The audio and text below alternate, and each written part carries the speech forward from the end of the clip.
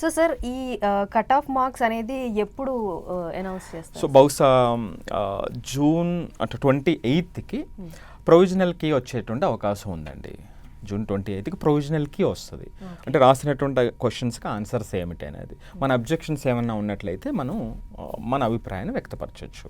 So provisional key వచ్చిన తర్వాత బహుశా జూలై 10 నుంచి జూలై 25, 28 మధ్యలో ఎప్పుడైనా రిజల్ట్ రావచ్చు అనేటువంటిది ఒక అంచనా. ఓకే. సో సేఫ్ స్కోర్ ఎంత ఉండొచ్చు సార్?